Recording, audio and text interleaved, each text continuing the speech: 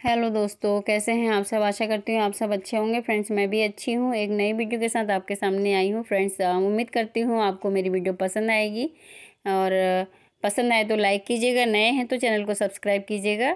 Friends, आज मैं बात करूँगी बहुत ही खूबसूरत फ्लावरिंग प्लांट जरबेरा के बारे में, जो कि एक पेरेनियल प्लांट है और सदाबहार रहता है। फ्रेंड्स, इसकी जो फ्लावरिंग होती है वो विंटर में ज़्यादा होती है, पर इसमें फ्लावर जो है वो हमेशा ही खिलते रहते हैं। गर्मी और बरसात में थोड़ा कम फ्लावर आते हैं, लेकिन जो विंटर का सीज़न होता है बहुत ज़्यादा फ्लावर आते हैं। बहुत सारे कलर्स में ये आता है और अगर आप नर्सरी में बाई करने जाएंगे तो नर्सरी में थोड़ा कॉस्टली मिलता है।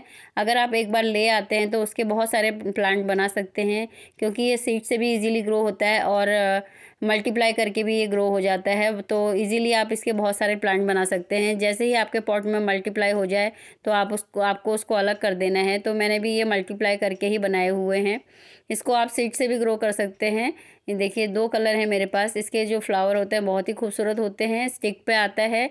और ये जो फ्लावर मेरा है ये अभी स्पंड हो गया है, इसमें सीड बनेंगे। देखिए, इस तरह से जब ये सूख जाएगा तो इसके सीड बन जाएंगे, तो इससे भी इजीली प्लांट ग्रो कर सकते हैं। फ्रेंड्स, ये जो फ्लावर है आपने शादी ब्याह में डेकोरेशन में बहुत देखा होगा, क्योंकि ये स्टिक पे आता है। तो इसी तरह से स्टिक से तोड़ के इसको पूरा ही डेकोरेशन के काम में लिया जाता है। तो ये बहुत ही खूबसूरत प्लांट है और बहुत ही ज़्यादा इसकी डिमांड होती है। तो इस तरह से आप अपने गार्डन में इसको लगा सकते हैं। देखिए, ग्रोथ भी अच्छी हो रही है मेरे प्लांट की। तो मैं इसके लिए क्या करती हूँ वही मैं आज से शेयर करूँगी। देखिए, नीचे से भी कली बन रही है और अच्छी ग्रोथ है। तो इसके लिए मैं क्या करती हूँ, कैसे इसकी देख रेख करती हूँ, उसी के बारे में आज आपसे बात करूँगी। फ्रेंड्स, जो हमारे प्लांट हैं उनमें फर्टिलाइज़र के साथ साथ गुड़ाई करना और उनकी पत्तियों का ध्यान रखना कि किस तरह से उनकी पत्तियाँ डैमेज तो नहीं हो रही, उनको निकालते रहना वो बहुत ज़रूरी है। तो पॉट इसके लिए आपको सैलो पॉट लेना है। जैसे मैंने बताया कि इसकी पत्तियां बहुत फैलती हैं, चारों तरफ फैलती हैं। तो ऐसा पॉट लेना है कि जिसका जो ऊपर वाला हिस्सा है चौड़ा रहे, जिससे कि इसकी पत्तियों को फैलने में प्रॉब्लम ना हो। देखिए, आप देख रहे होंगे कि पूरा गमला इससे कवर हो जाता है।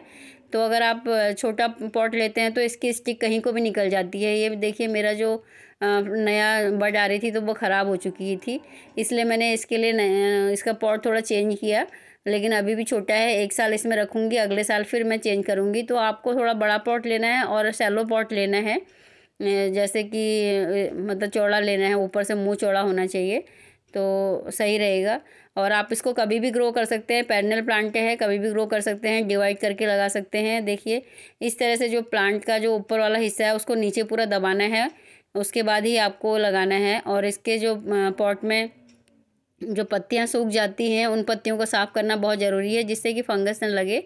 यही प्लांट की देख रेख है कि हमें टाइम टू टाइम चेक करना है कि हमारे प्लांट की पत्तियां ख़राब तो नहीं हो रही हैं।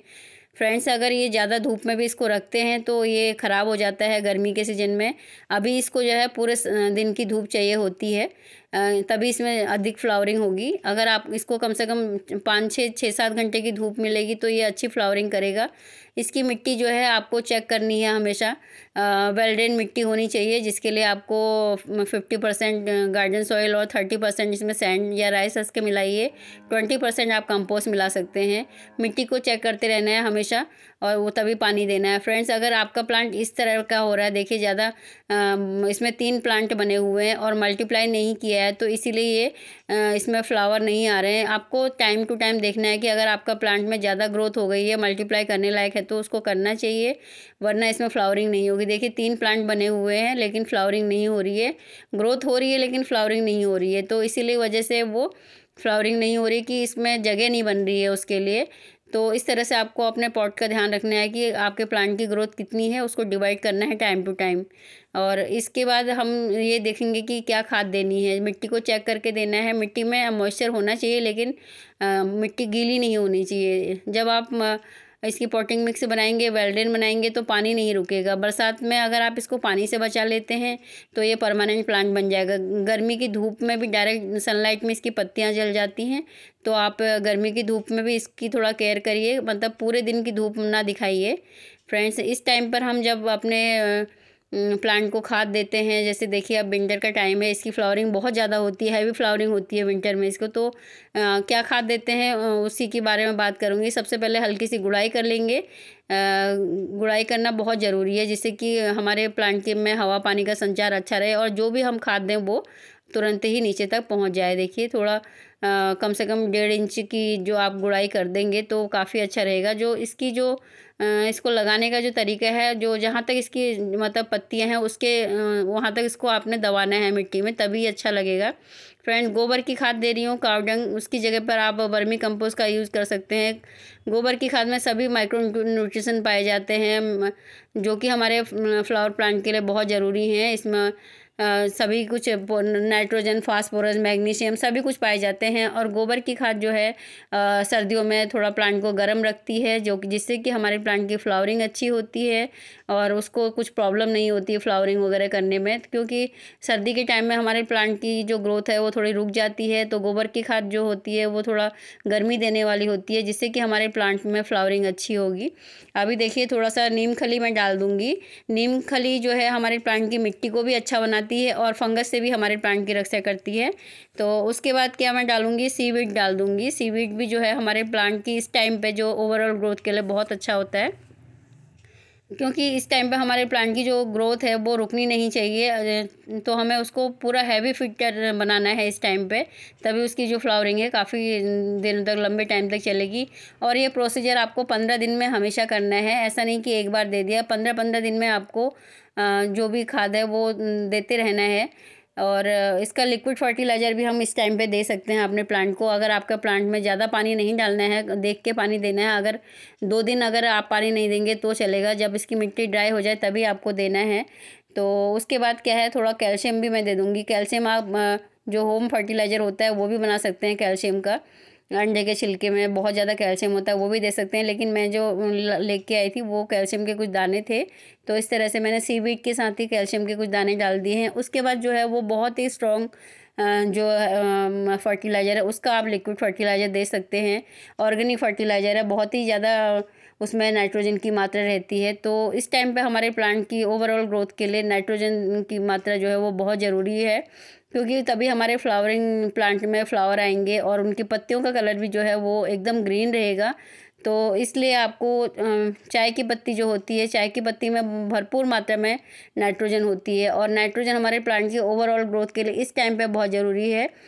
तो चाय की पत्ती का जो ऑर्गेनिक फर्टिलाइज़र है वो आप अपने प्लांट को दे सकते हैं। फ्रेंड्स, चाय की पत्ती में टैनिन एसिड पाया जाता है, जो कि मिट्टी को फर्टिलाइज़र भी फर्टिलाइज करता है, जिससे कि हमारी जो प्लांट की गमले की मिट्टी है वो हमेशा अच्छी फ्लावरिंग करेगी, उसकी जो मिट्टी है वो अच्छी बनी रहेगी।